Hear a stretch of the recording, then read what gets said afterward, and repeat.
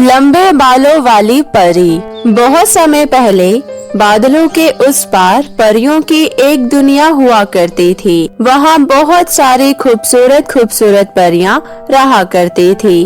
उसी परीलोक में एक विशाखा नाम की परी भी रहती थी। विशाखा परी के बाल बहुत लंबे और सुनहरे थे। विशाखा परी अपने बालों को खूबसूरत दिखाने के लिए रोजाना अपने बालों के अलग अलग हेयर स्टाइल बनाया करती थी। पूरे परीलोक में विशाखा परी जैसे बाल किसी परी के नहीं थे। एक दिन विशाखा परी अपने लंबे घने बालों का हेयर स्टाइल बनाकर परियों के पास जाती है। तभी वहाँ मौजूद अंजू परी बोलती है, अरे वाह विशाखा, आज तो तुम्हारा हेयर स्टाइल बहुत सुंदर लग रहा है। तुमने खुद बनाया? हाँ अंजू, मैंने अपना हेयर स्टाइल खुद ही बनाया है। तुम बताओ कैसे लग रहे हैं? बहुत सुंदर लग रहे हैं तुम्हारे बाल। तुम्हारे बाल है ही इतने सुंदर, पूरा परीलोक तुम्हारे बालों की तारीफ करता है। और इतना ही नहीं, चंद्रलोक के राजकुमार भी तुम्हारे बालों पर फिदा है। तभी वहाँ शीतल परी आती है और बोलती है, अरे बस भी करो, हमें किसी की इतनी तारीफ नहीं करनी चाहिए कि वो 7वें आसमान पर चढ़ जाए। शीतल, तुम विशाखा से इतना क्यों चिढ़ती हो? विशाखा ने तुम्हारा कुछ बिगाड़ा है क्या? भला मेरा कोई क्या ही बिगाड़ सकता है, मैं तो बस सही बात कह रही थी। और वैसे भी चंद्रलोक के राजकुमार विशाखा परी पर फिदा नहीं रहते, उन्हें तो मैं पसंद हूँ, तभी वो परीलोक पर आने के बहाने ढूंढते हैं।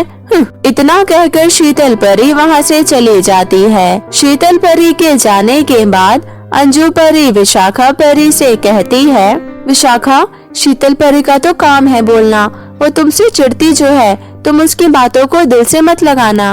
अरे नहीं अंजू परी, मुझे बुरा नहीं लगता। इसी तरह कुछ दिन बीत जाते हैं और कुछ ही दिनों बाद विशाखा परी का जन्मदिन आता है। विशाखा परी अपने जन्मदिन पर परीलोक की सभी परियों को आमंत्रित करती है और शीतल परी को भी। अपने जन्मदिन के लिए विशाखा परी अपने बालों का बहुत सुंदर हेयर स्टाइल बनाती है। पूरे जन्मदिन पार्टी में सभी विशाखा परी के बालों की बहुत तारीफ करते हैं। इतना ही नहीं, रानी परी भी विशाखा परी की तारीफ कर देती है। अरे वाह विशाखा, तुम्हारे बाल तो बहुत सुंदर है। शुक्रिया रानी परी। रानी परी ने विशाखा परी की तारीफ कर दी। ये बात शीतल परी को बिल्कुल बर्दाश्त नहीं हुई। वो गुस्से में वहाँ से चली गई और अपने घर जाकर सोचने लगी, बड़ी आई अपने बालों की तारीफ करवाने वाली, पता नहीं अपने आप को क्या समझती है।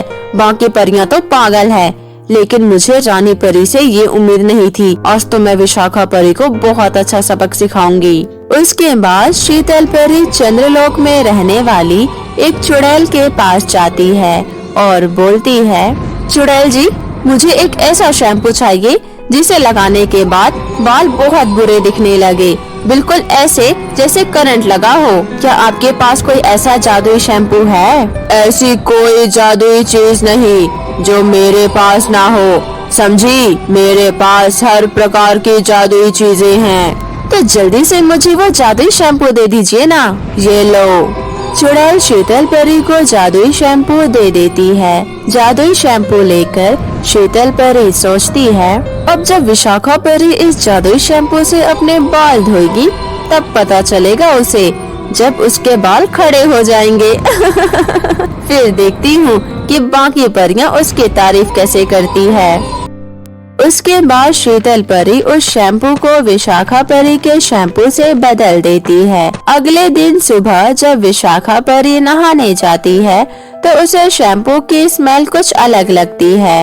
वो सोचती है, ये शैम्पू की खुशबू कुछ अलग लग रही है, नहीं शायद ये मेरा भ्रम है। उसके बाद विशाखा परी उस शैम्पू से अपने बाल धो लेती है। विशाखा परी जैसे ही बाथरूम से बाहर आकर आईने में अपनी शक्ल देखती है तो अपने बालों को देखकर घबरा जाती है। अरे नहीं, ये मेरे बालों को क्या हो गया? मैं कितनी बुरी दिख रही हूँ। हे भगवान, ये सब क्या हो गया? आखिर ये सब हुआ कैसे? मुझे तो कुछ भी समझ नहीं आ रहा। अब मैं क्या करूँ? मुझे मेरे शैम्पू की खुशबू भी बदली बदली लग रही थी। कहीं ये उसकी वजह से तो नहीं हुआ है ना?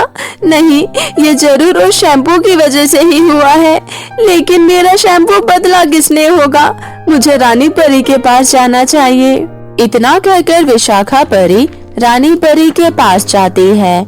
रानी परी विशाखा के बालों को देखकर उसे टोक देती है। अरे विशाखा, कल तो तुम्हारे बाल बहुत सुंदर लग रहे थे, आज तुम्हारे बालों को क्या हो गया?